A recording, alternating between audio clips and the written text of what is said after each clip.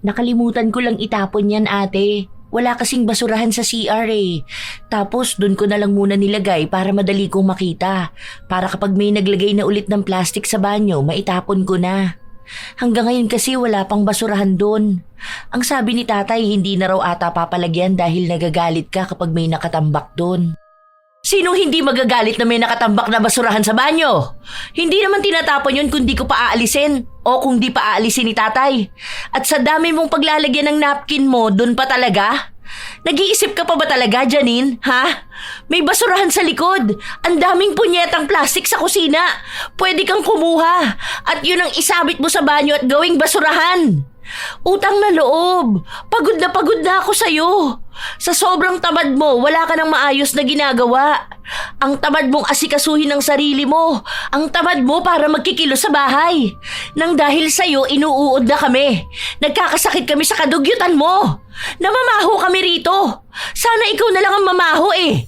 Kasumpa-sumpa naman tong pakikisama sa'yo sa iisang bahay. Sana, sa sobrang katamaran mo sa lahat ng bagay, bumaho ka na talaga ng tuluyan. Maging amoy bulok ka. Maging amoy basura. Ewan ko kung di ka magtanda. Buwisi talaga! Ang pakikisama sa isang tamad sa loob ng bahay ang isa sa pinaka-nakakainis na karanasan. Ganon si Gloria na araw-araw ay nagdurusa dahil sa sobrang katamaran ng kanyang kapatid. Wala itong ibang inaatupag kundi ang pagtutok sa kanyang cellphone habang ang responsibilidad at gawain sa bahay ay isinasantabi.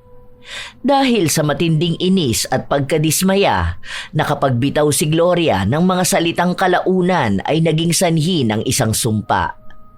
Magagawa pa kayang magbago ng isang taong nilamon ng katamaran o mananatili na lamang siyang nakalugmok sa ganong kalagayan habang buhay? Anong nangyari dito sa bahay? Sobrang kalat naman. Bakit ganito?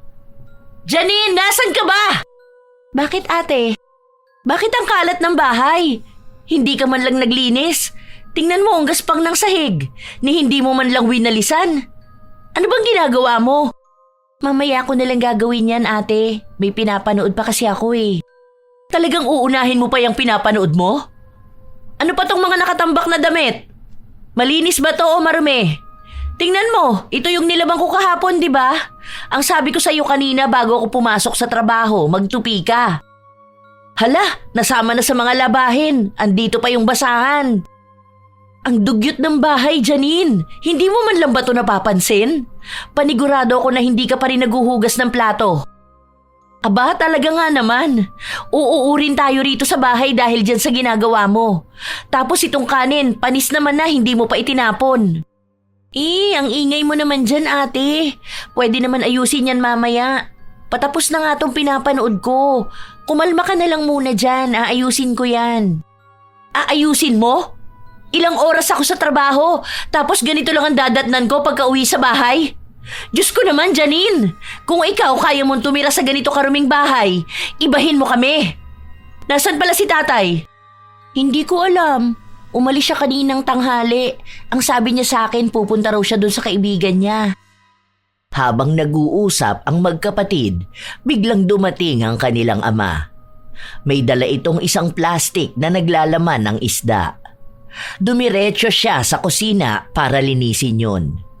Ang daming nakatambak na hugasin, kaya itinabi na lang ito ng kanilang ama sa isang gilid. Dalawang magkapatid lang sina Janine at Gloria at bilang panganay na may maayos na trabaho, si Gloria ang bumubuhay sa kanila. Hindi na kasi pwedeng magtrabaho ang kanilang ama dahil bulag ang isang mata nito at matanda na rin. Minsan, dumidiskarte si Mang Jerry lalo na sa ipapang-ulam nila. Matagal na silang iniwan ng kanilang ina. 1 taon pa lang si Janine nung nagpunta ng Japan ng ina at simula nun ay nawala na sila ng balita. Nang gabi rin na yun, si Gloria na lang ang naglinis ng kusina. Pagod siya sa trabaho pero wala naman siyang ibang magagawa. Hindi niya maaasahan ng kapatid sa paglilinis sa bahay dahil palagi itong nakatutok sa cellphone. Kinabukasan, walang pasok sa trabaho si Gloria. Habang nagluluto siya ng almusal, nagising din ang kanyang ama.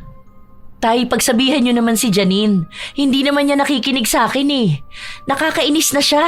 Hindi man lang maasahan sa bahay. Mano sana na kahit maghawak man lang siya ng walis, di ba? Bakasyon nila sa school ngayon, tapos wala siyang ibang ginawa kundi ang humilata. Panigurado ako niyan, tulog yan hanggang alauna dahil umaga na yan natulog. Wala naman siyang dapat pagkapuyatan. Ilang beses ko na yung kinausap, pero panay lang siya mamaya eh. Hanggang sa maabutan na lang ng pag-uwi mo yung mga kalat niya. Kasi kapag yan napagsabihan ko na naman, nako, baka sumama talaga ang loob niyan. Kung ayaw niyang maglinis, wag na lang siyang magkalat, di ba? Kanina naabutan ko pa yung balat ng saging na pinagkainan niya eh. Sa pagkakatanda ko, halos 1 linggo na simula nung ilapag niya yung balat na yon. Tapos sa ref pa, nabulok na yung kung ano-anong pagkain na pinaglalalagay niya. Ang baho kaya ng ref, hindi ko na maintindihan yung amoy. Mamaya nga maglilinis ako. Diyos ko, nakakahiya naman kung may ibang bibisita sa bahay natin. 2 babae pa naman ang nakatira. Pasensya ka na anak. Hindi ko kasi masyadong mapagsabihan ng kapatid mo. Hindi rin kasi nakikinig sa akin eh. Masyado ka nang na-stress sa amin. Hindi niyo naman po yun kasalanan. Si Janine ang dapat na nakakaalam nun. Dalaga na yan eh. Malapit na yan mag-18. Ano na lang ang sasabihin ng mga tao sa kanya? Paano na lang kaya kung pumunta siya sa bahay ng ibang tao? O kung makikitira siya sa bahay ng iba? Baka mapalayas talaga siya kung ganyan siya katamad. Ang hirap kasama ng ganyang tao. Napakatamad na, napakasalaula pa. Hay nako, pasalamat talaga siya, kapatid ko siya. Ang daming reklamo ni Gloria tungkol sa klase ng katamaran ng kanyang kapatid. Nang matapos silang kumain ng kanyang ama, ang unang nilinisan ni Gloria ay ang kusina nila. Tanghali pa naman gigising si Janine, kaya itinabi na lang muna niya ang pagkain nito. Kahit na mag-isa lang siya sa kusina, wala siyang ibang ginawa kundi ang magdadaldal.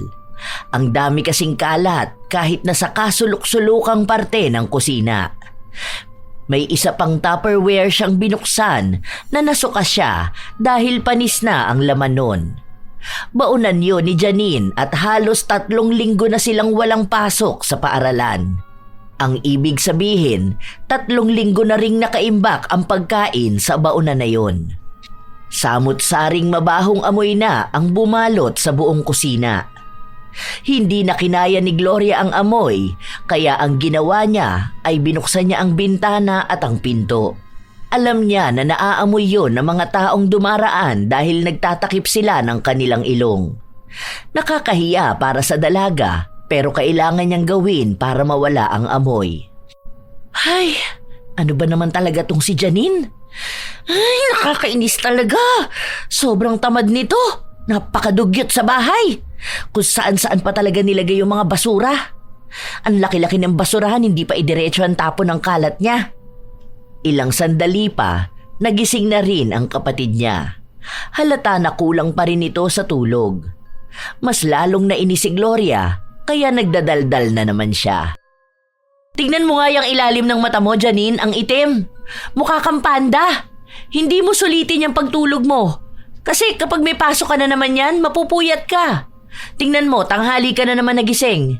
Ang dami ko na nagawa rito sa kusina, oh. Ang daming kalat. Nakikita mo ba, ha? Oo na, ate. Kanina pa kita naririnig dyan eh. Dabog ka ng dabog. Ang ingay kaya. Mamaya marinig ka pa ng mga kapitbahay natin. Nakakahiya naman sa kanila ang ingay mo. Ha? At nagawa mo pang mahiya sa kanila? Ikaw na nga tong dapat na mahiya dahil ang kalat at ang baho ng bahay natin. Hindi tayo pwedeng magpapasok ng kung sino rito dahil kapag nakita nila yung bahay natin, iisipin nila na dugyot lahat ng nakatira dito kahit na ikaw lang naman yung tamad. Ano ba naman yan, Janine? Makinig ka naman sa akin. Itong sinasabi ko sa'yo ikaw rin naman ang makikinabang dito eh. Gusto mo ba na tumanda kang ganyang katamad? Iniisip ko lang na paano kung nagkaroon ka na ng trabaho, kung may asawa ka na.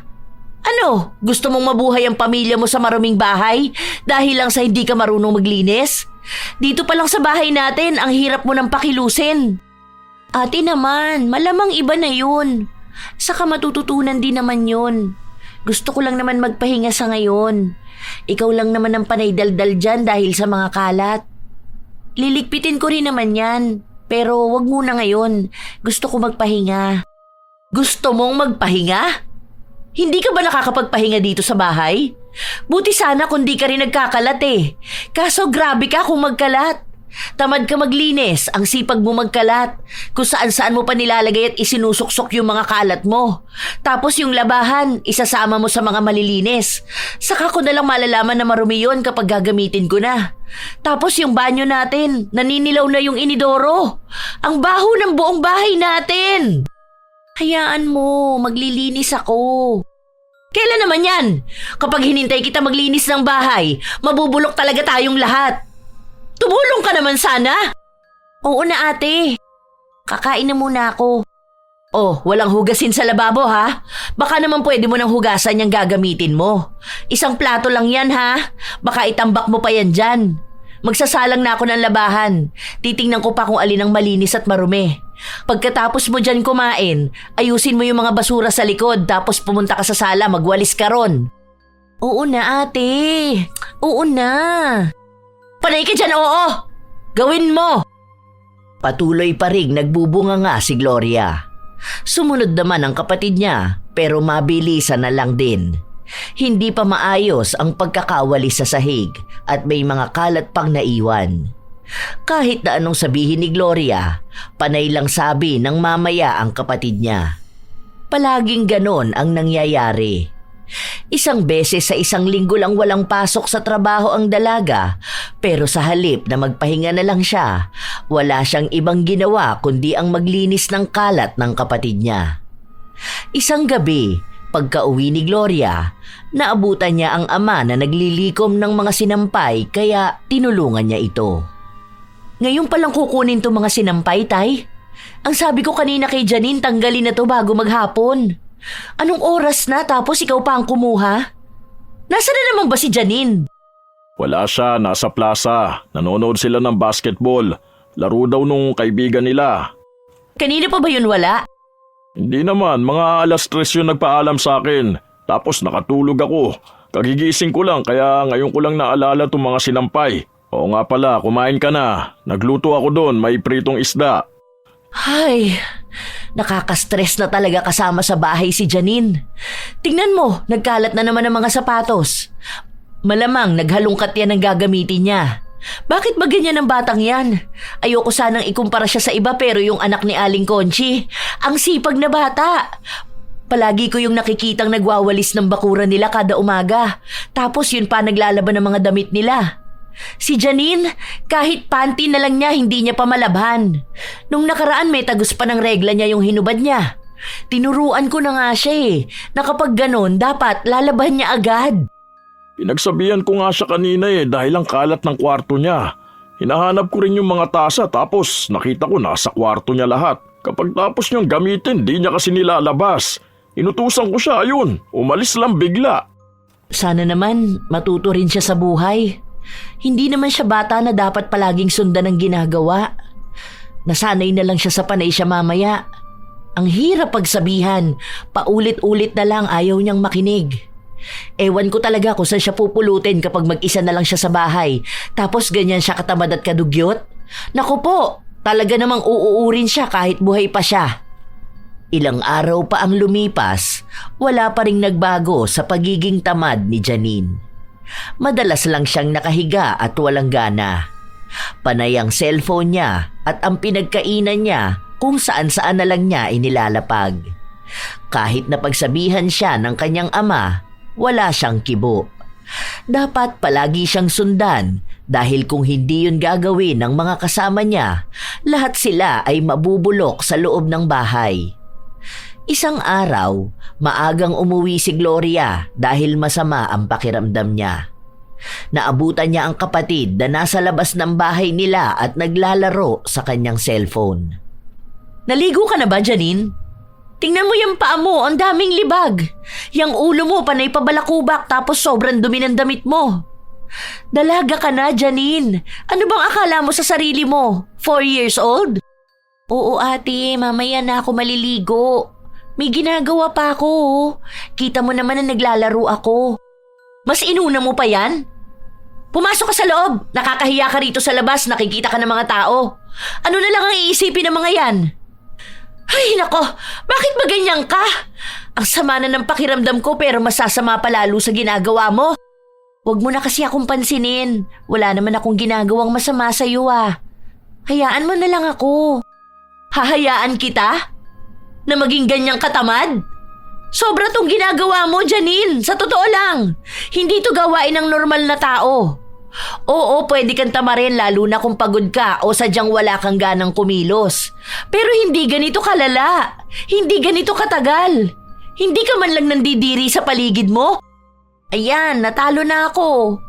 Panay ka kasi daldal dyan eh. Oo na, kikilos na ako mamaya. Kung gusto mo, magpahinga ka na sa kwarto mo. Kakainis naman kasi. Padabog na pumasok sa loob ng kwarto niya si Janine pero hindi pa rin tapos ang kanyang ate sa pagdaldal. Hindi papayag si Gloria na gano'n na lang ang magiging usapan nilang dalawa. Kailangan niyang pangaralan ang kanyang kapatid sa mga ginagawa nito. Kahit na hindi nakikinig sa kanya si Janine, kailangan niya pa ring ipamukha rito kung gaano siya katamad. Buksan mo tong pinto, Janine! Isa pa, sisirain ko to! Ano na naman kasi yun, ate? Akala ko ba masama ang pakiramdam mo? Bakit hindi ka pa matulog? Hindi naman ako maingay. Uminom ka ng gamot tapos magpahinga ka. Hindi yung masama na ang pakiramdam mo, gusto mo pa ako pagalitan. Paulit-ulit na lang sa pagsabing tamad ako. Hindi ko lang naman magawa kaagad yung utos nyo dahil ang dami. Dahil ang dami? Ano bang mga utos sa'yo, ha? Kung makapagreklamo ka dyan, akala mo ginagawa kang alipin ng mga tao rito sa bahay. Teka, anong amoy yun? Tumabi ka nga dyan. Ano ba naman yan, ate? Diyos ko, Janine! Ano ba tong kwarto mo? Basurahan? Tingnan mo, oh, may mga ipis dyan, hindi ka man lang nandidiri. Diba, kalalaba ko lang nung nakaraan? Pinapalabas ko sa'yo lahat ng labahin mo. Tapos ang daming mantsa ng sahig mo. Nanggigitata pa sa dumi ang kumot at sapin mo. Ang sabi ko sa'yo nung nakaraan, magpalit ka na ng sapin at punda mo, diba? Nakakaya mong matulog sa ganyang karuming higaan? Yung mga balat ng pinagkainan mo nasa sahig lang. Grabe ang kalat ng kwarto mo! Hindi lang basta kalat, dahil daig mo pang natutulog sa basurahan. Maglinis tayo ngayon. Saka na yan, ate. Tinatamad pa akong kumilos eh. Oo na, sige na, lilinisin ko yan kapag may oras ako. Mamaya magpapalit na ako ng sapin ko. Hindi! Ngayon natin gagawin! Walang mamaya, walang bukas. Ngayon mismo! Kahit masama ang pakiramdam ko, maglilinis tayo ng kwarto mo. Nakakasuka rito sa loob. Sobrang baho. Grabing katamaran mo, Janine. Alam mo ba, hindi lang basta katamaran yung meron sa'yo. Parte ng 7 deadly sins yung ginagawa mo. Tutal, panay ka naman cellphone. Bakit hindi mo i-search kung ano yung sloth? Yon, malalaman mo bakit parte ng 7 deadly sins yon. Nakakapunyeta naman to. Matanda ka naman na sana para pagsabihan pa ng ganito eh. Napakadugyot mo naman. Hindi ko alam kung nasobrahan ba kami sa pagmamahal sa'yo kaya hindi mo nagawang kumilos para sa sarili mo. Hindi lang bahay natin ang pinabayaan mo sa katamaran na yan kundi pati sarili mo. Tingnan mo yung libag mo sa katawan mo oh. Anong sinasabi ng mga kaklase mo sa'yo, ha? Wala naman silang sinasabi sa akin, ah. Ewan ko ano ba kasing problema niyo sa akin. Maayos naman ako. Wala lang talaga akong oras harapin yung paglilinis. Naliligo rin naman ako. Nag-aasikaso sa sarili ko. Busy lang talaga ako. Hindi ka busy, Janine. Tamad ka. Tamad! Paano ka magiging busy kung nasa bahay ka lang palagi, ha? Hindi naman ikaw ang nagtatrabaho, di ba? Kung ako nga nagkakaroon pa ako ng oras para sa bahay, kahit na ilang oras ang trabaho ko, tapos ikaw, ganito ang ginagawa mo? May pasok ka sa school o wala, parehas lang na hindi ka kumikilo sa bahay. Ayan, kadiri, inuuod na yung panty mo. Oh, tingnan mo to, may mga uod, di ba? Alam mo ba na pwede kang magkasakit dahil sa ganito? Itapon mo na to. Kunin mo yung walis at dustpan sa labas. Hey, kadiri! Kinikilabutan ako sa nakikita ko. Ang baho pa ng kwarto mo. Tamad na tamad kung kumilo si Janine. Ang bagal niya pa kaya galit na galit ang kanyang ate. Sa tuwing uutusan siya nito, palagi niyang sinasabi na ilapag na lang muna sa isang gilid at kukunin na lang niya mamaya. Kaya nagiging dahilan yun para mas lalong magalit sa kanya ang kapatid. Dahil sa nangyari, palaging tinitingnan ni Gloria ang kwarto ng kanyang kapatid at sa tuwing nakikita na naman niyang may kalat ito, pinagsasabihan niya. Pero wala talagang ginagawa si Janine. Palagi pa rin siyang nakatutok sa kanyang cellphone at nakahiga. Hindi siya madalas maligo dahil mas gugustuhin niyang nakahilata lang sa kama o kaya sa sofa. Ilang masasakit na salita na rin ang sinabi ni Gloria sa kapatid pero para bang hindi na tinatablan nun si Janine. Bawat salitang sinasabi niya, lalabas lang din sa kabilang tenga. Sumapit ang linggo. Wala na namang pasok si Gloria, kaya maaga siyang gumising para mag-ayos. Kinatok niya rin ang pinto ng kanyang kapatid. Bakit ate? Maligo ka na para makakain na tayo. Magsisimba pa tayo. Bilisan mo lang kumilos ha. Yung damit na huhubarin mo, ilabas mo agad. Huwag mo isampay sa banyo. Maglalaba ko mamaya pag uwi. Ayoko ate. Saka na lang ako sasama sa inyo. At bakit ayaw mo? Hindi pa ako natutulog. Saka wala akong gana lumabas ngayon. Kayo na lang ni tatay. Matutulog pa ako eh. Baka sa simbahan lang ako makatulog. Ilang buwan ka nang hindi sumasama sa pagsisimba. Pati ba naman sa paglilingkod sa Diyos? Tamad na tamad ka? Basta. Kaya nyo naman na yan. Matutulog na ako. Lock nyo na lang ang pinto. Pinagsarhan ni Janine ng pinto ang kapatid kahit na nais pa siyang kausapin ni Gloria. Napabuntong hininga na lang ang dalaga at bakas sa kanyang mukha ang dismaya. Ang mag-ama na lang ang umalis at pagbalik nila sa bahay, gising na si Janine. Naabutan nila itong nasa sala, nanonood sa kanyang laptop. Nandiyan na pala kayo? Nagugutom na ako. Hindi nyo man lang ako tinirhan ng ulam. Anong hindi tinirhan? Meron sa ref. Nagluto ka na lang sana ng hotdog. Nakakatamad naman magluto. Akala ko pa naman nagluto na si ate kanina. Luto mo ko, tay. Nagugutom na ako. Kanina pa ako gisingin, nanghihina na ako sa gutom. Nanghihina ka na pala sa gutom? Bakit hindi mo asikasuhin ang sarili mo?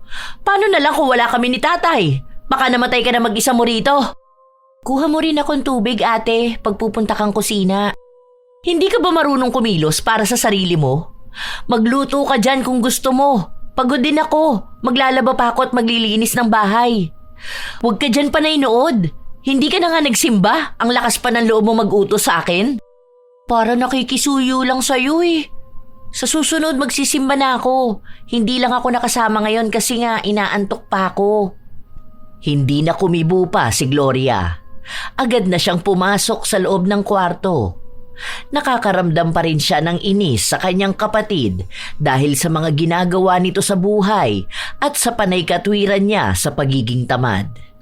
Si Mang Jerry naman, sinubukan ulit kausapin ang bunso niyang anak.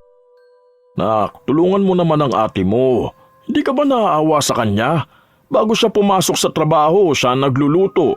Kapag uwi niya naman, siya pa maghuhugas ng plato. Tapos kapag day off niya, sa halip na magpahinga siya o gumala kasama ng mga kaibigan niya, mas inuuna niya pang linisin ang bahay. Hindi ka man lang ba nasasaktan kapag pinagsasalitaan ka ng ate mo? Siya lang naman kasi nagpapaka-stress sa sarili niya. Ako nga walang pakialam eh. Chill-chill lang. Lagi niya kasing napapansin yung paligid kung kikilos ba ako o hindi. Pwede naman palaging mamaya na lang gawin. Nagmamadali kasi siya lagi. Hindi kasi ganyan ang tamang gawain, anak. Totoo naman kasi ang sinasabi sa'yo ng ate mo eh. Paano kung wala na kami sa tabi mo, di ba? Kung ikaw na lang mag-isa sa buhay mo, paano ka na? Hindi naman pwedeng manggitata ka dahil sa sobrang katamaran mo. Kahit sarili mong katawan, hindi mo pa maalagaan eh. Hindi naman po ako tamad, tay. May pagkakataon lang talaga na hindi ako makakilos kaagad. Pero hayaan niyo po, magiging masipag na rin ako balang araw. At kailan naman darating ang balang araw na yan? Kapag talagang wala ka ng pagpipilian? Ang ayaw lang namin ng ate mo, yung magmukha kang nakakadiri sa ibang tao. Kasi sa totoo lang dalaga ka na eh. Paano kung may manliligaw ka na ha? Tapos dadali mo sa bahay natin, tapos ganito kagulo. Paano kung nagkaroon ka na ng pamilya? Hindi naman pwedeng itira mo ang pamilya mo sa bahay na marumi at makalat. Oo nga po, Tay. Hintayin niyo po, sisipag din ako. Luto niyo na lang ako ng pagkain ko. Nagugutom na talaga ako eh. Kahit na sinabi na ni Gloria sa kanya na huwag sundin ang anumang inuutos sa kanya ni Janine, hindi pa rin napigilan ni Mang Jerry na alagaan ang kanyang anak. Araw-araw na walang katahimikan sa kanilang bahay dahil sa pagbubunganga ni Gloria. Halos magwala na siya sa bahay nila at itinatapon ang lahat ng gamit nila. Madalas niya kasing naaabutan na tambak ang lababo, ang daming kalat sa sala at ang daming buhangin sa sahig nila. Minsan, si Mang Jerry na ang naglilinis pero hindi siya pwedeng masyadong magkikilos dahil mahina ang resistensya niya. Kaya nga ang tanging maaasahan lang dapat ni Gloria ay ang kapatid niya pero wala naman itong ginagawa para tulungan siya. Sa halip, dinaragdagan pa ang problema at pagod niya. Isang umaga, habang naghahanda si Gloria ng kanilang pagkain, napansin niya ang isang bagay sa gilid ng lababo. Nang kunin niya yon, napasigaw siya dahil may nakitang mga uod. Hindi niya napigilan ang sarili na masuka dahil hindi na niya masikmura ang ganong bagay. Galit na galit siyang nagtungo sa kwarto ng kapatid. Mangilang beses niyang kinalampag ang pinto ng kwarto nito. Ano ba yun, ate? Galit ka na naman, ang aga-aga pa. Katutulog ko lang, ginising mo na ako. Ano na namang kadugyutan ang ginawa mo sa kusina? Ano na naman bang ginawa ko? Yung napkin mong dugyot ka, nandoon nakasuksok sa gilid ng lababo. Napakadugyot mo! Kung di ko pa nakita yon, baka mas maraming uod pa. Tapos nasa lababo pa naman, dun mo pa sinuksok sa gilid ng platuhan natin. Ano ba naman yan, Janine? Hindi ko na kinakaya yung kababuyan mo. Sobrang katamaran mo, pati ba naman yung pinaggamitan mo kung saan-saan mo nilalagay? Hindi mo man lang maitapon ng maayos? Nakakadiri ka! Hindi ko ma-imagine kung gaano na to katagal doon. Dahil sa sobrang busy ko, hindi na ako makaligpit masyado sa bahay. Diyos ko po! Nakalimutan ko lang yan itapon, ate. Wala kasing basurahan sa CR eh. Tapos dun ko na lang muna nilagay para madali kong makita. Para kapag may naglagay na ulit ng plastic sa banyo, maitatapon ko na. Hanggang ngayon kasi wala pang basurahan doon. Ang sabi ni tatay, hindi na raw ata papalagyan kasi nagagalit ka kapag may nakatambak doon. Sinong hindi magagalit na may nakatambak na basurahan sa banyo? Hindi naman tinatapon yun kung di ko pa aalisin o kung hindi pa aalisin ni tatay. At sa dami mong paglalagyan ng napkin mo, doon pa talaga? Nag-iisip ka pa ba talaga, Janine? Ha? May basurahan sa likod. Ang daming punyetang plastic sa kusina. Pwede kang kumuha at yun ang isabit mo sa banyo at gawing basurahan. Utang na loob. Pagod na ako sa'yo. Sa sobrang tamad mo, wala ka nang maayos na ginagawa. Ang tamad mong asikasuhin ng sarili mo. Ang tamad mo para magkikilos sa bahay. Nang dahil sa'yo, inuuod na kami. Nagkakasakit kami sa kadugyutan mo. Namamaho kami rito. Sana ikaw na lang ang mamaho eh. Kasumpa-sumpa naman tong pakikisama sa'yo sa iisang bahay. Sana, sa sobrang katamaran mo sa lahat ng bagay, bumaho ka talaga ng tuluyan. Maging amoy bulok ka. Maging amoy basura. Ewan ko kung hindi ka magtanda. Buwisit talaga! Ilang araw na hindi nagpansinan ng magkapatid. Kahit na magkasama silang kumakain sa iisang lamesa, hindi sila nagkikibuan. Hinahayaan lang din ni Mang Jerry dahil alam niyang galit talaga si Gloria habang wala namang pakialam si Janine. Kahit na ganon ang nangyayari, hindi pa rin nagbabago si Janine sa pagiging tamad niya. Ang kanyang ate pa rin ang naghuhugas ng plato, ang naglalaba, ang nagtutupi ng mga damit. Hanggang sa dumating ang araw na hindi na nilalabhan ni Gloria ang damit ng kapatid, pero tila ba baliwala yon kay Janine dahil ang dami naman niyang damit. Tay, pakiabot tong pera kay Janine. Allowance niya yan para next week. Start na ng pasok nila eh. Hindi pa rin kayo nag-uusap magkapatid ano? Saka ko na siya kakausapin kapag hindi na siya tamad. Naiinis pa rin ako sa kanya. Walang pakiramdam dito sa bahay. Tingnan mo yung pinagkainan niya, hindi man lang niligpit. Akala ata katulong niya ako. Pagpasensyahan mo na ang kapatid mo ha? Lagi naman siya pinagpapasensyahan kaya nga naging ganyan yan. Pati sa pagsisimba nga kinatatamaran yan. Wala naman sana siyang gagawin kundi makinig. Ewan ko ba dyan? Hindi ko alam kung magbabago pa. Basta simula ngayon titigilan ko ng asikasuhin siya. Ewan ko na lang kung ano mangyari sa kanya. Hindi pa yan naglalaban ng uniform niya.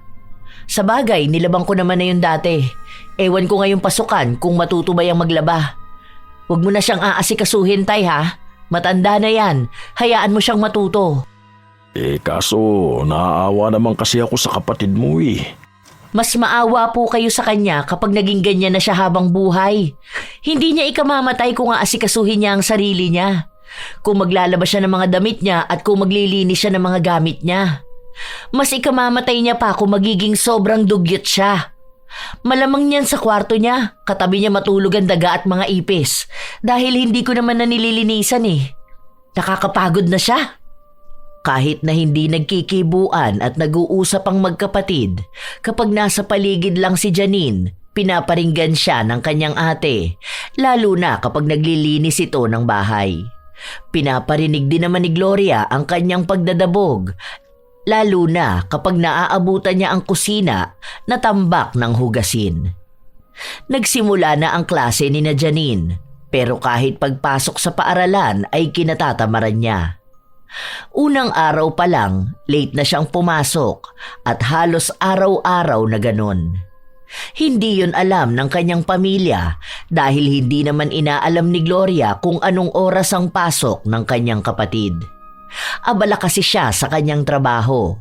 Nagdagdag siya ng ilang oras na sideline dahil kailangan niyang mag-ipon ng pera para sa gagamitin ni Janine kapag nagkolehiyo na ito.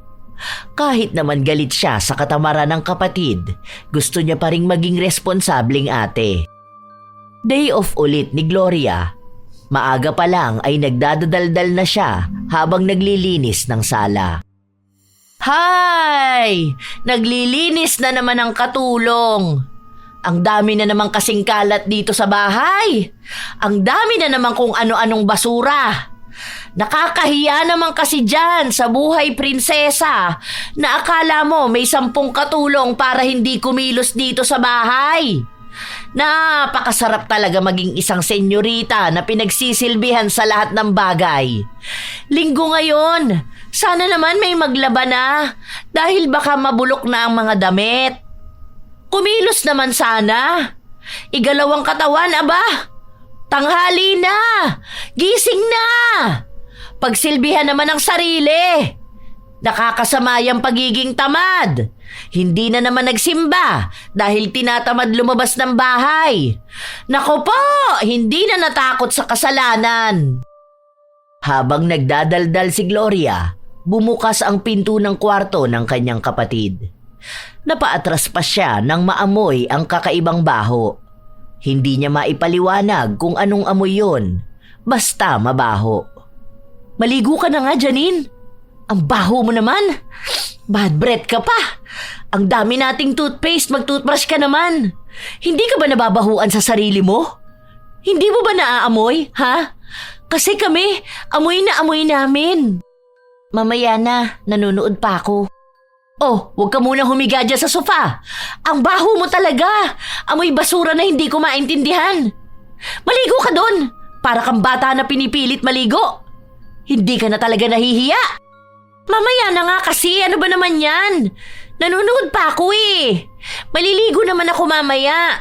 Saka wala namang pasok sa school. Pwede namang bukas na lang maligo. Talagang ipagpapabukas mo pa yan? Ano?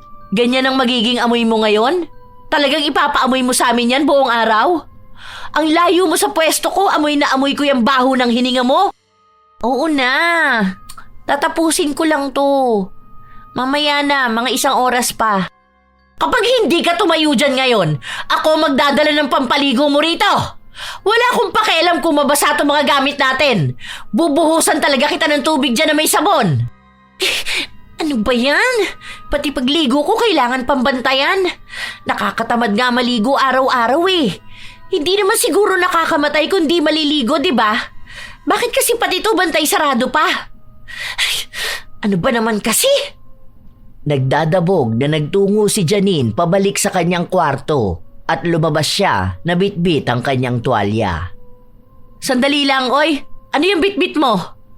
Mas malinis pa ang basahan natin kesa dyan sa tuwalya mo ah. Magpalit ka ng tuwalya. Kumuha ka doon sa kwarto ni tatay. Hindi na, okay na to. Papakuhanin mo pa ako, nakakatamad. Nakakatamad? Para dyan mo lang kukunin sa kwarto? Saglit na lakad lang yan, hindi ka naman maghahalongkat. Okay na kasi to. Saka na ako magpapalit. Papamunas lang din naman to eh. Mababasa lang din. Halo ang inis at awa sa mukha ni Gloria habang nakikita niya ang kapatid niyang bitbit ang maruming tuwalya. Naaalala niya na ilang linggo na niyang hindi nilalaban ang mga damit nito at ni minsan hindi niya nakita ang kapatid na naglaba. Imposible na hindi mauubos ang damit nito, kaya nagtangka si Gloria na silipin ang kwarto ng kapatid nang biglang dumating ang kanilang ama at may kasamang 3 bisita. Pamilyar ang mukha ng mga yon, pero hindi sigurado ang dalaga kung saan niya nakita. Nak, ang Tito Jun, Tito Nestor mo at pinsan mong si Nana. Ay, hello po. Kaya pala parang pamilyar kayo. Kumusta na po kayo? Ang tagal ko na po kayong hindi nakikita. Napasyal po kayo. Biglaan nga ang punta nila rito. Ang akala ko next month pa eh kasi tumawag sa akin ang Tito Jun mo. Sinabi na may pupuntahan sila malapit sa atin. Tapos ang sabi ko kung may oras sila, pwede silang dumaan dito sa atin. Hindi ko naman alam na ngayon na pala yun. Mabuti naman po at napasyal kayo sa amin. Pasensya na po ha, magulo pa. Hindi pa kasi ako tapos maglinis. Ang dami pa pong kalat, tapos medyo maalikabok pa. Nakakahiya rin po, pawis na pawis ako. Hindi naman siguro ako amoy maasim ano. Wala namang naging problema sa mga bisita ang itsura ng bahay nila dahil halata namang naglilipat ng gamit ang dalaga at naglilinis. Kasing edad lang ni Janine ang pinsan nilang si Nana, pero kung titingnan ay dalagang-dalaga na ito. Halatang maarte at maalaga sa kanyang katawan. Habang nagsisimula silang mag-usap, biglang dumating si Janine. Suot niya ang isang lumang damit na may mantsa at nakabalunbon sa ulo niya ang marumi at nanggigitata niyang tuwalya. Sa totoo lang, hiyang-hiya si Gloria sa nakikita niya dahil maaaring husgahan silang buong pamilya dahil sa itsura ng kapatid niya. Oo nak, halika rito. Ipapakilala kita sa mga tito at pinsan mo. Hello po sa inyo.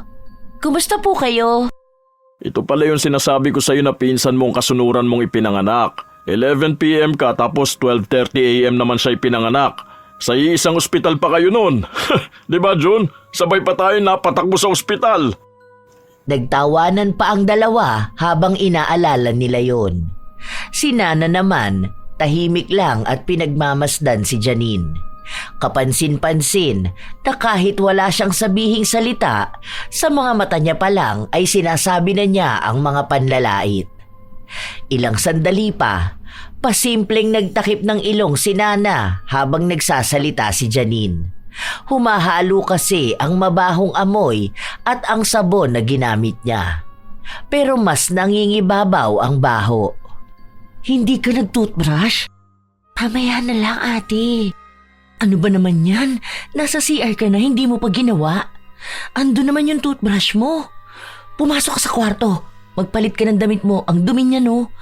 Nagamit mo na yata yan, sinuot mo pa. Maglagay ka ng deodorant mo tapos bumalik ka sa banyo, mag-toothbrush ka. Mahiya ka naman, may bisita tayo. Mamaya na. Nakakatamad, pabalik-balik at ang daming gagawin. Tay, pasok muna ako sa kwarto ko, may gagawin lang ako. Sige po mga tito, enjoy lang po kayo rito sa bahay. Pinipigilan ni Gloria ang inis na nararamdaman niya sa kanyang kapatid. Paanong walang pakialam si Janine sa amoy niya at pati pagsasaayo sa sarili niya, kinatatamaran pa rin. Buong araw na nasa loob lang ng kwarto si Janine, walang ibang ginawa kundi ang humiga. Lumabas lang siya nung kumain sila at nung nagpaalam ng umalis ang mga bisita nila. Dapat nga ay doon sana sila makikitulog pero pinilit ni Gloria ang ama na sabihing wag na muna dahil walang kwarto. Ayaw na rin kasi ni Gloria na mas lalo silang mapahiya dahil sa kagagawa ng kanyang kapatid. Naaalala niya na naman na nawala ng gana ang pinsan na kumain dahil naamoy nito ang mabahong amoy galing kay Janine. Papasok na ako sa kwarto ko may pasok pa ako bukas. Hindi ka pa rin ba nagtututbrush? Nakalimutan ko na Bukas na lang, papasok naman ako. Isasabay ko na lang para isahan. Alangan naman babalik pa ako sa banyo, nakalabas naman ako. Ang baho mo, Janine. Sa totoo lang. Hindi mo ba nakikita yung reaksyon ni Nana? Tingnan mo siya, kaedad mo lang yun pero sobrang linis niya sa katawan, di ba? Oh, edi wow. Edi wow? Yan lang ang sasabihin mo, ha? Ano bang gusto mo sabihin ko, ate? Wala naman ako magagawa kung malinis siya sa sarili niya Eh di ayos kung ganun siya. Diyos ko naman, Janine. Alam mo, pwede na siguro mapagtiyagaan na hindi ka malinis sa bahay, pero malinis ka man lang sa katawan mo, di ba? May ibang makalat sa bahay, malinis naman sa sarili. Pero ikaw, pinagsabay mong parehas marumi. Ang baho mo talaga, kahit ang layo mo naaamoy ang bibig mo. Tapos yung putok mo pa. Sinabi ko sa'yo kanina maglagay ka ng deodorant, di ba? Nakakahiya talaga. Oo na, sige na. Nakakahiya na ako nakakahiya. Papasok na ako sa kwarto ko. Ang dami-dami mo na namang sinasabi sa akin. Yaan mo, bukas maliligo ako. Maglalagay ng deodorant tapos magtutoothbrush. Siguro naman masaya ka na nun. Sarili mo yan, katawan mo yan. Malamang obligasyon mong asikasuhin. Hindi para sa ikasasaya ko yung pinapagawa ko sa'yo. Para yan sa ikaaayos mo. Walang pupuna sa'yo kundi ako Hindi nila sasabihin na naninipa na yung putok mo o nananampal na yung bad breath mo. Dahil ang gagawin ng mga taong nakakaamoy sa'yo, pagtatawanan ka, pag-uusapan ka, lalaitin ka. Bilang ate mo, ayokong ganun ang mangyayari sa'yo.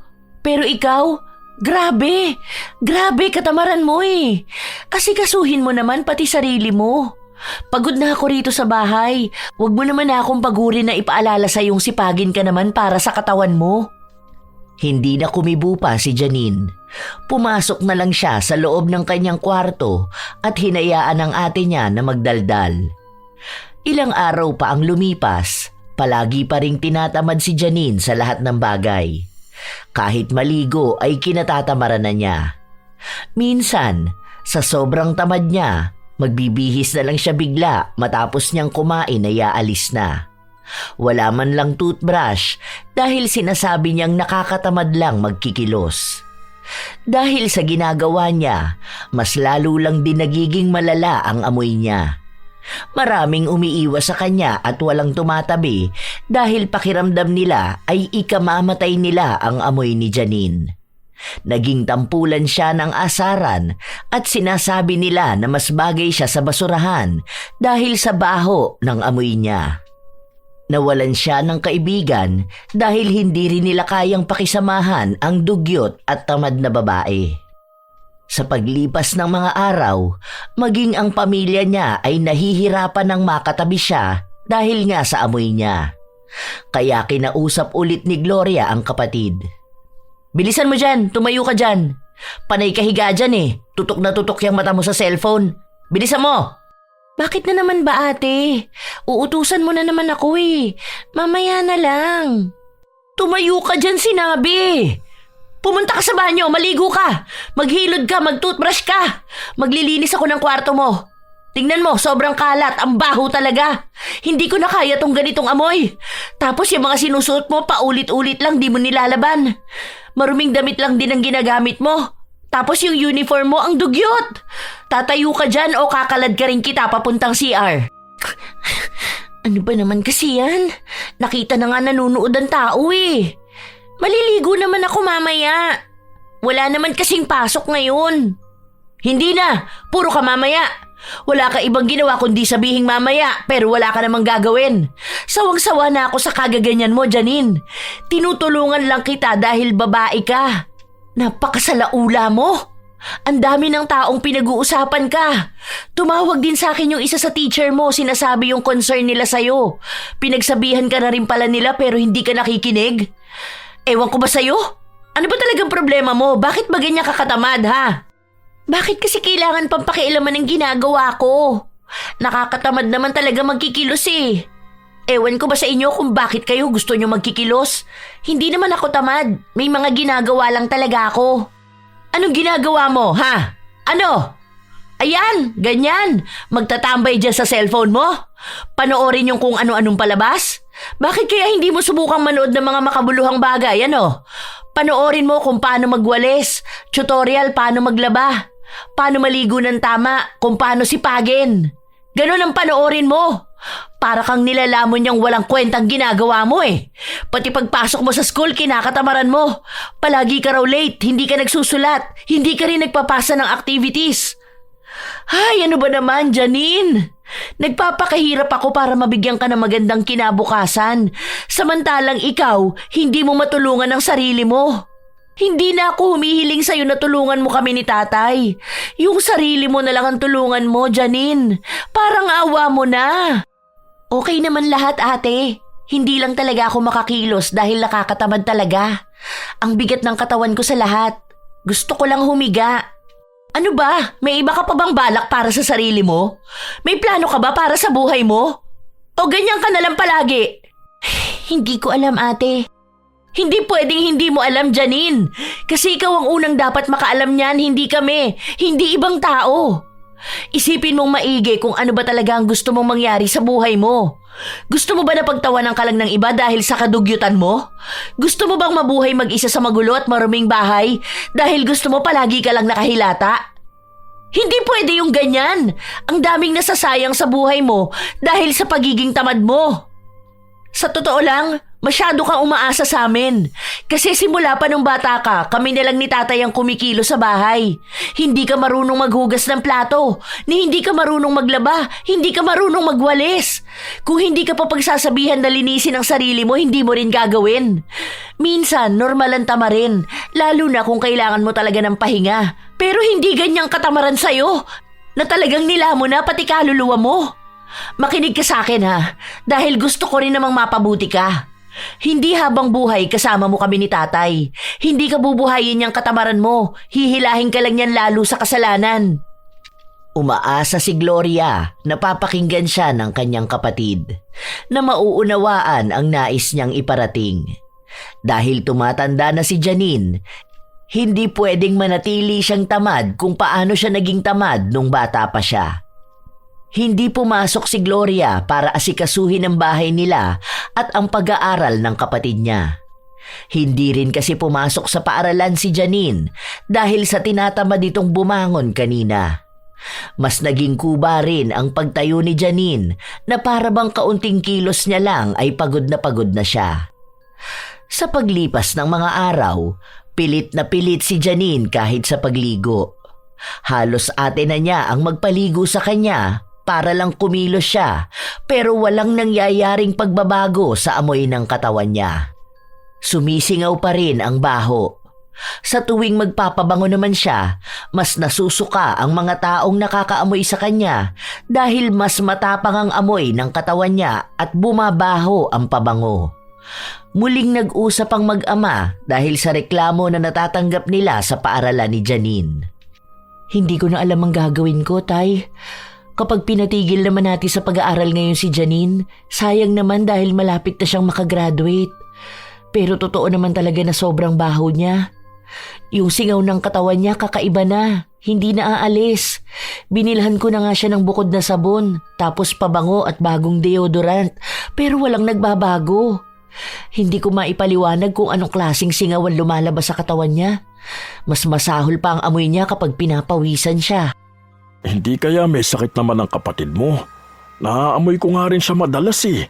Tapos kapag galing siyang banyo, matagal nagstay yung amoy niya ron. Iniisip ko baka may sakit siya sa balat o ano pa man. Paano ba naman kasing hindi siya magkakasakit sa balat? Takot na takot siyang maligo at linisan ang katawan niya. Yung mga pulubi naman na pakalat-kalat sa kalsada, hindi naman ganyang kabaho sa kanya. Yung mga yun ang dudungis pa ha, pero mukhang mas malinis pa kaysa sa kanya. Ayoko na talaga siyang ikumpara sa mga taong ganun, pero para talaga siyang pulubi na nagkokolekta ng mikrobyo. Siguro patigilin mo na lang muna sa pag-aaral para hindi ka na makagastos pa ng malaki. Lalo na ngayon ang daming bagsak na subject, tapos lagi pang late at absent. Minsan bigla na lang siyang umuwi kahit hindi pa naman nila uwian. Ang rason niya sa akin, nakakatamad mag-aral. Hayaan mo na lang siguro muna ang kapatid mo. Malapit na yan mag-18. Siguro tama na munang naitulong mo sa kanya. Unahin mo naman na muna yung sarili mo ngayon. Mas maganda siguro kung bumukod ka na lang din. Kasi nasa tamang edad ka na, anak. Paano ka pa makakapag-asawa niyan kung iniisip at pinoproblema mo ang kapatid mo rito sa bahay? Paano naman po kayo? Walang mag-aalaga sa inyo dito sa bahay dahil kung si Janine nga hindi niya maalagaan ang sarili niya eh. Nag-aalala rin kasi ako sa inyo eh. Kaya nga hindi ako makaalis dito kahit gustong gusto ko nang bumukod ng bahay. Kaya ko na ang sarili ko. Ramdam ko rin naman na hindi na ako magtatagal sa mundo. Kasi sa totoo lang anak, wala rin mangyayari sa'yo kung susunod ka ng susunod sa kapatid mo eh. Kahit na ayaw kong pabayaan mo siya, mukhang yun ang mabisang paraan para naman matuto siyang tumayo sa sarili niyang mga paa. Hindi na siya bata. Tutungtong na siya sa wastong edad. Kung wala siyang balak para sa buhay at para sa sarili niya, ayokong madamay ka pa. Sige na anak, okay lang. Ilang araw pa bago pinag-isipan ni Gloria ang sinabi sa kanya ng kanyang ama. Iniisip niya kasi ang magiging kalagayan nila kung aalis siya. Lalo na at walang pakialam sa paligid ang kapatid niya. Simula nang hindi na ito pumasok sa paaralan, nanatili na itong mas malala pang tamad. Nakakaramdam na ng pagkapagod si Gloria. Pero bago siya umalis ng bahay, kinausap niya ulit ang kapatid niya sa isa pang pagkakataon.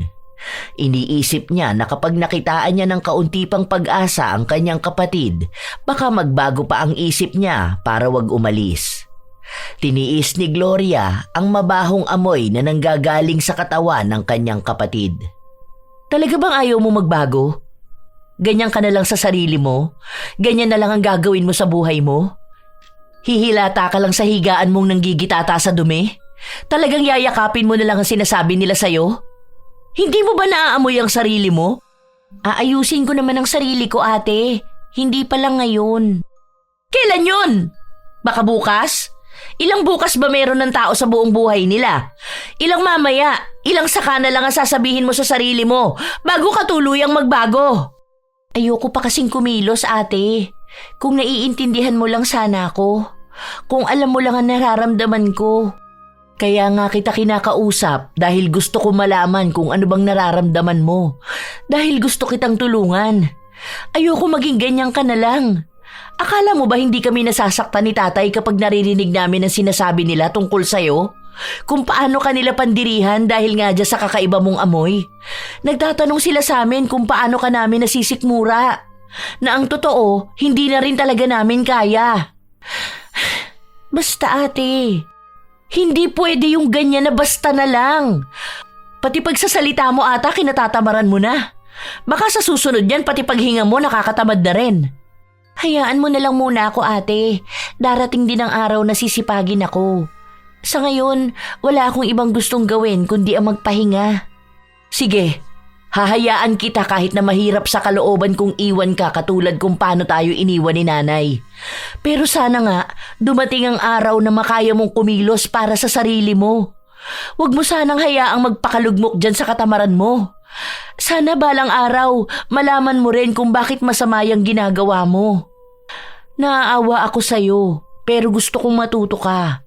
Dahil hanggat nandito ako't nag-aasikaso sa'yo, hindi mo malalaman ang responsibilidad mo sa sarili mo. Hindi ka bubuhayin ng katamaran dahil yung ginagawa mo, kasalanang nakamamatay. Buo na ang naging desisyon ni Gloria na mangupahan. Humanap siya ng bahay na pwede niyang papuntahin doon ang kanyang ama para kung sakali man ay maaalagaan niya rin ito. Hindi pwede na ang kanilang ama ang kikilos mag-isa sa bahay dahil kilala niya si Janine. Kahit na simpleng bagay lang ay kinatatamaran na nito. Nang makalipat na ng bahay ang dalaga, mas naging kampante ang kalooban niya dahil nakakapagpahinga siya ng maayos dahil hindi na niya kailangan pang iligpit ang kalat na hindi naman siya ang may gawa.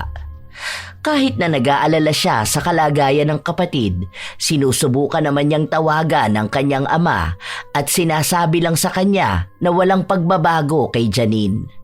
Hindi na rin lumalabas ng bahay ang kapatid niya dahil sa amoy niya. Mabilis na lumipas ang araw hanggang sa sumapit na sa 18 taong gulang si Janine.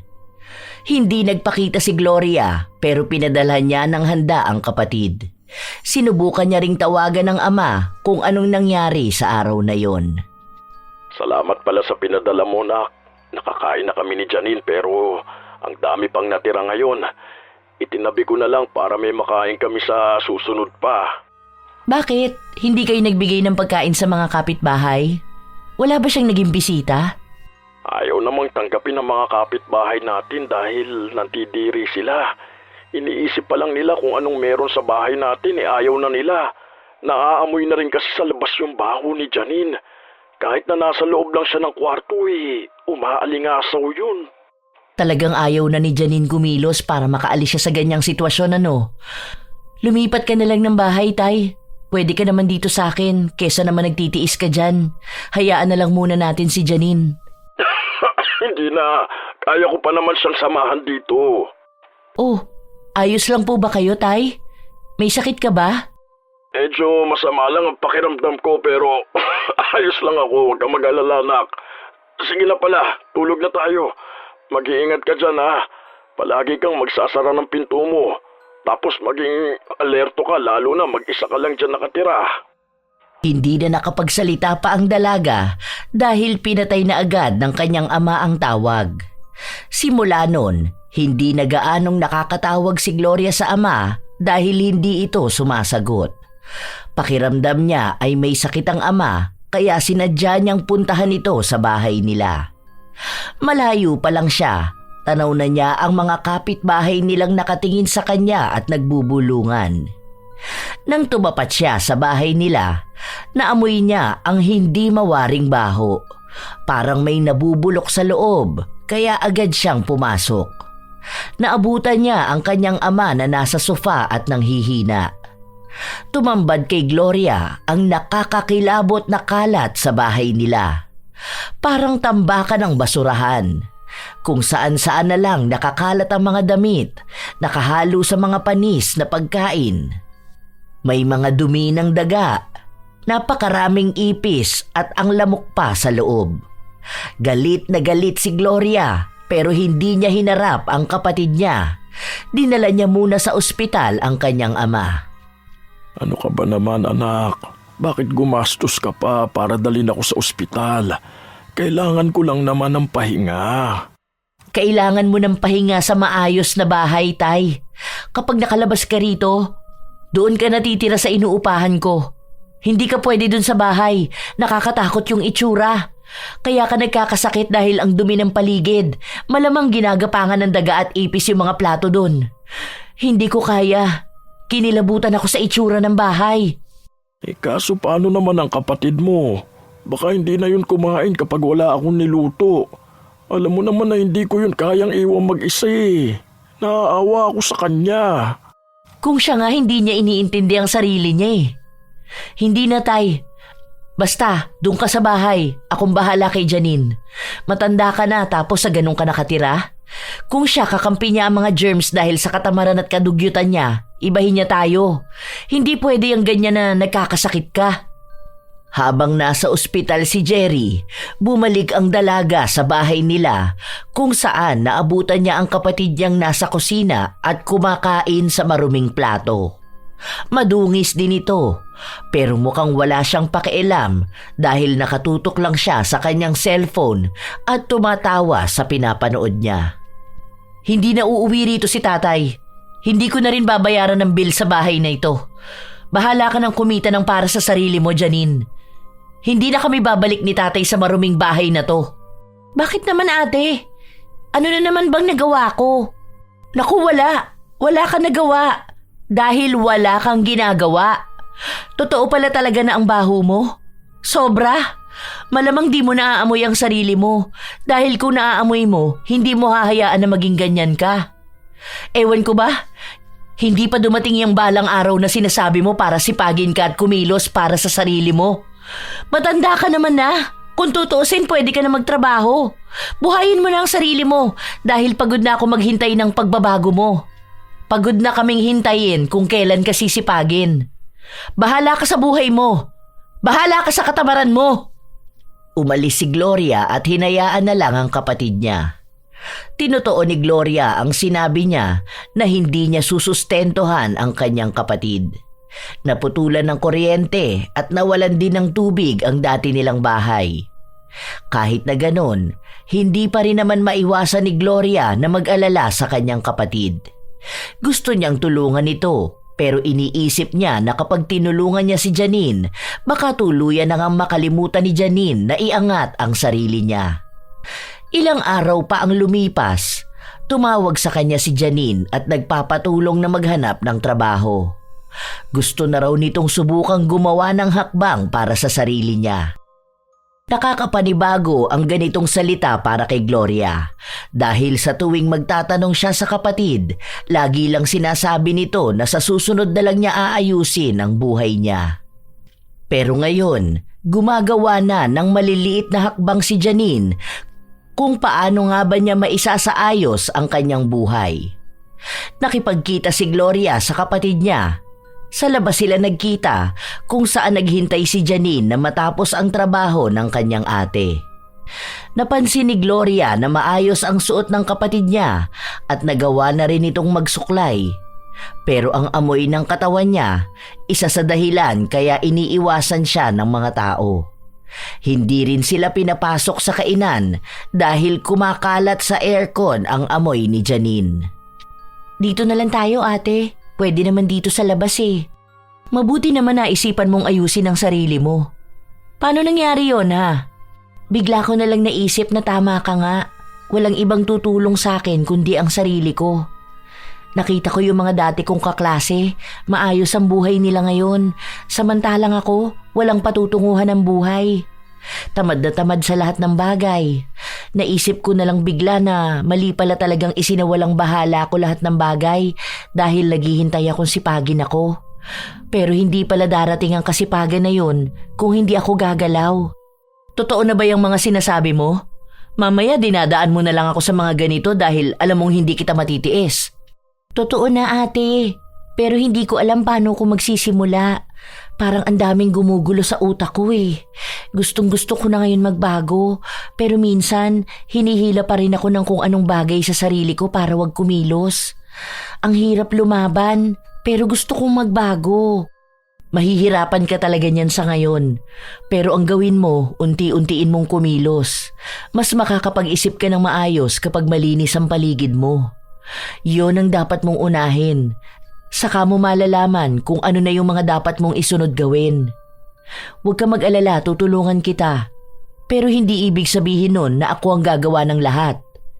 Aalalay lang ako, pero ikaw pa rin ang dapat kumilos, lalo na kung para sa sarili mo. Nagkasundo ang magkapatid.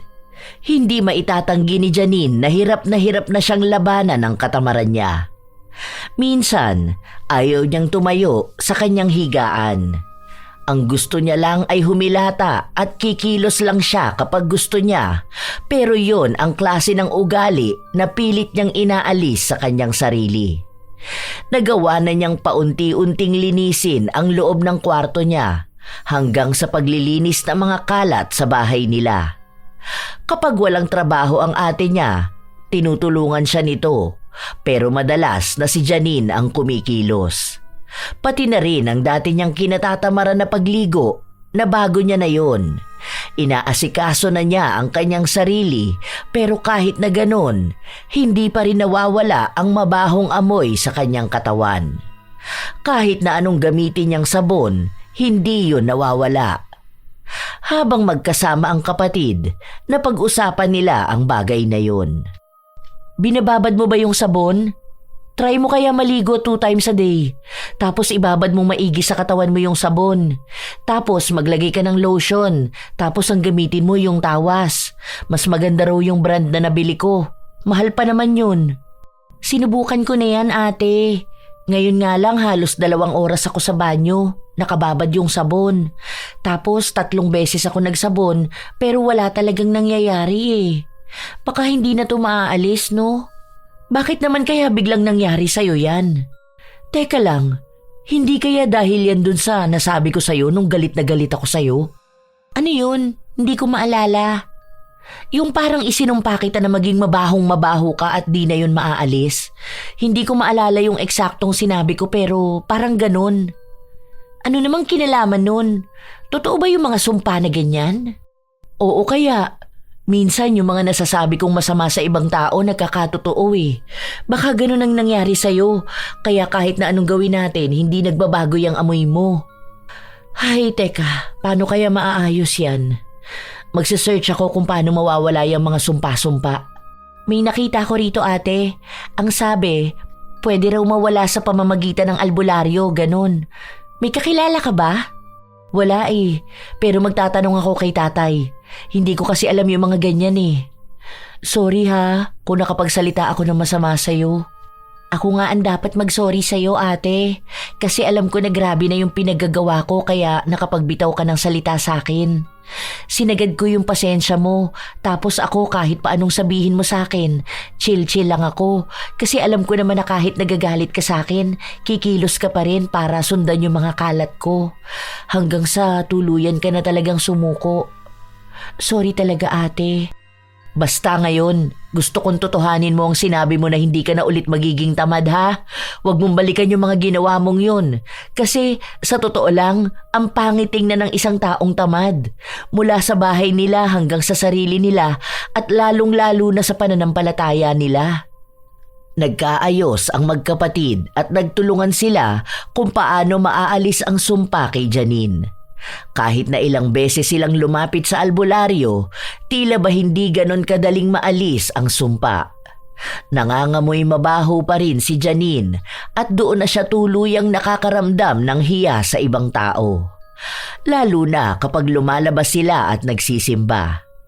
Hindi naman niya maaalis sa mga tao na husgahan siya dahil mabaho naman talaga siya.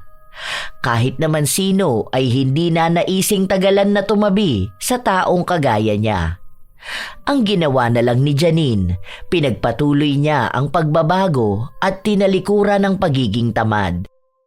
Mas lalo na niyang nililinis ang bahay nila, ang katawan niya at ang kanyang kaluluwa sa pamamagitan ng kasipagan niya sa pananampalataya.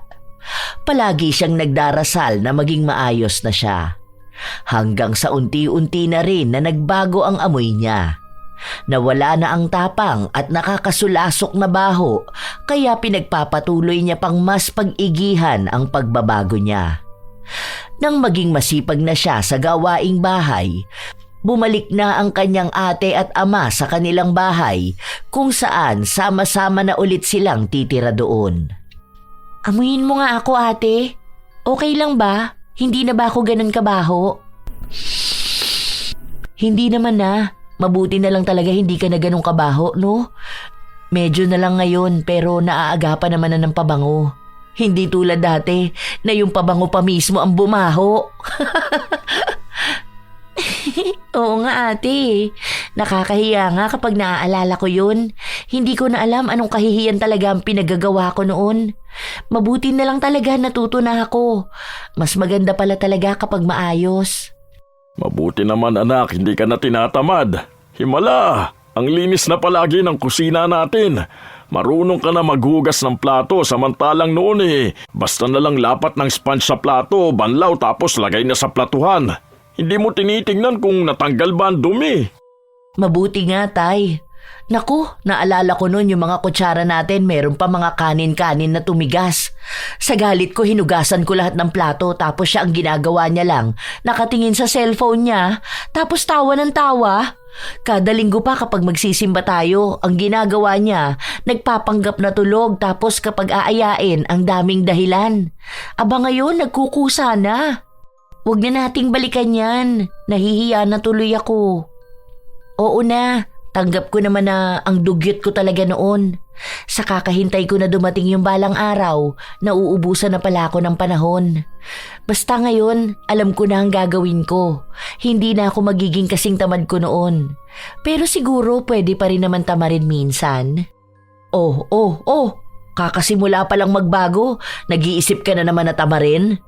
Hindi pwede. Kailangan palagi ka pa rin maghuhugas ng plato. Paano naman kapag pagod ako? Akala ko ba pwedeng tamarin kahit minsan? Aba, pwede nga. Basta wag ka lang magkakalat at gagamit ng maraming plato. Baka sa susunod magdabog-dabog na naman ako rito sa bahay. Joke lang. Siyempre hindi na ako magiging tamad, no? Hindi ko na nakikita ang sarili kong maging ganong katamad. Kapag wala akong ginagawa, feeling ko hindi ako mapakali. Aba, nasobrahan ka naman na sa kasipagan mo, anak. Baka sa susunod yan kahit nakatatanggal lang ng mga damit sa sampayan, labahan mo na agad. Sa susunod, Tay, kapag wala na tayong labahin, tapos sinisipag pa rin ako magkikilos sa bahay. Napuno ng tawanan ang kanilang tahanan na dati ay palaging balot ng sigawan dahil sa galit ni Gloria sa pagiging makalat at tamad ng kanyang kapatid. Sa paglipas ng panahon, bumalik sa pag-aaral si Janine pero isinasabay niya ang kanyang trabaho dahil nais niyang tulungan ang kanyang ate. Ang sabi niya ay nasa wastong edad na rin naman siya para buhayin ang kanyang sarili. Marami ng sakripisyo sa kanya si Gloria at ayaw na niyang ipabitbit pa pati ang kanyang pag-aaral. Masaya si Gloria na nakikita niya ang kanyang kapatid na nagbabago. Hindi na niya ito kailangan pang utusan dahil alam na ni Janine ang kanyang responsibilidad at nagkukusa na rin siya sa paglilinis ng kanilang bahay. Naging masipag na rin ang dalaga sa kanyang pag-aaral at sa trabaho. Doon, unti-unting napagtanto ni Gloria na may pag-asa pala talaga na magbago ang mga taong tamad kung talagang gugustuhin nila. May pagkakataon lang talaga na tila ba nilalamon sila ng kanilang kaisipan para hindi kumilos. Pero kung lalabanan nila ang katamaran, makikita nila kung gaano nga ba kaayos ang mundo kapag nagsipag sila. Nang magkaroon na ng nobyo si Gloria, lumipat na rin siya ng bahay hanggang sa nagpakasal na siya at nagkaroon ng sariling pamilya. Habang si Janine naman ay kasama pa rin ng kanilang ama. Hindi na nag-aalala pa si Gloria sa magiging kalusugan ng pamilya niya dahil naniniwala na siya sa kakayahan ni Janine na mag-asikaso. Natuto na rin si Janine na ayusin ang kanyang sarili. Hindi na niya kayang gawin ang kapabayaan kung paano siya naging pabaya noon. Binibigyan niya na ng oras ang kalinisan sa sarili at hindi rin nila pinababayaan ang kalinisan ng kanilang kaluluwa. Mali talaga ang maging tamad. Ang bawat araw na pinababayaan mo ay isang araw na hindi na maibabalik pa. Kapag hinayaan mong lamunin ka ng katamaran, unti-unti nitong ninanakaw ang mga pagkakataong dapat sana ay nagbubukas ng pinto para sa mas magandang kinabukasan. Ang pagiging tamad ay hindi lang simpleng pagpapaliban ng gawain, kundi pagpapaliban ng sarili mong pag-angat. Kaya't bago pa tuluyang mawala ang mga bagay na maaari mo sanang makamtan, pangarap, respeto at pag-ibig ng iyong kapwa, iwasan mo na ang katamaran at yakapin ang kasipagan. Sapagkat ang kasipagan ay daan tungo sa tagumpay at marangal na buhay. Ang sabi nga, Ang katamaran ay parang tahimik na magnanakaw. Kinakampihan mo ito habang unti-unti nitong ninanakaw ang iyong oras at pangarap. Sa 7 nakamamatay na kasalanan, ang katamaran ay tila pinakamahina ngunit pinakamapanganib. Sapagkat kapag hinayaan mong maging alipin ka nito, mawawala ang lahat. Oras, respeto, tiwala at kinabukasan. Kaya't piliin mong lumaban sa katamaran at pahalagahan ang bawat pagkakataon upang maging isang masipag. Dahil ang kasipagan ang magdadala sa iyo para sa pinapangarap mong tagumpay. Kayo ba mga apo? Dumating na sa punto na naging tamad din kayo? Paano nyo nalampasan ang pakiramdam na ito at paano nyo pinapanatili ang inyong kasipagan? May kakilala ba kayong katulad ni Janine na sa sobrang katamaran kahit na ang sarili niya ay hindi niya maasikaso? Ibahagi niyo naman ang inyong mga kwento na katulad ng ating kwento ngayong araw. Nais kong mabasa ang inyo ring karanasan at kung ano ang inyong natutunan sa kwentong ito. Shout out sa ilan sa mga masisipag na tagapakinig ng mga istorya ni Lola Telang. Christopher Soyoso, Lorena Morate, May Decena, Larny Azurin, Juvelin Blanca, Zenaida Adoviso, Ruben Bacalso, Kopi Chow, Carmi Siblon, Zedric Banyaga, Ami Pacana, Roslyn Mangilin, Lynn Tots, MC Athena, Ami Yong. Shout out din sa inyo, Rose Ann Rama, Fatima Perez, Leonisa Cobo, Riz Magante, Robert Gaviola, Marivic Asis, Lady Lynn, Ira Malin, Jomer Suarez at sa kanyang best friend na si Gigi Gulariza, Jeneline Jacobe, Jeneline Bombillo, Maria Fe Horikiri, Merly Amistad, Gemstone Claro, Juvelin Blanca. Salamat sa pakikinig ninyo, Gloria Reyes, Giselle Baloha, Jeline Oraca Beranya, Glenice Love Magno, Nancy Makasakit, Cecil Sabroso, Gia Gigi, Filipina Palsario, Girly Satur, Jane Orencio, Lea Tan, Anthony Acevedo, Florence Hervasio, Hayashi J. Megan, Sydney Crosswind at shoutout din kay Christine Lane Bandoho. Kumusta kayo? Jules Velasco, Jane Calixton, Razon Yao, Pureza Tagiwalo, Alberto Olarte, Matt Sarol, Josefina Fuelias, Francesca Liana, Annabel Villa, Nika Jean Perez, Kimpoy Feliciano, Remy Hervasio, Raquel de la Peña, AJ Chua, Esteli Reyes. Shout out sa inyo, Marie the Lightworker, Liza Agodo, Elizabeth Hardenil, Gracia Balitaan, Joey Ignacio, Grace Doris Riano at kay Donna Riano.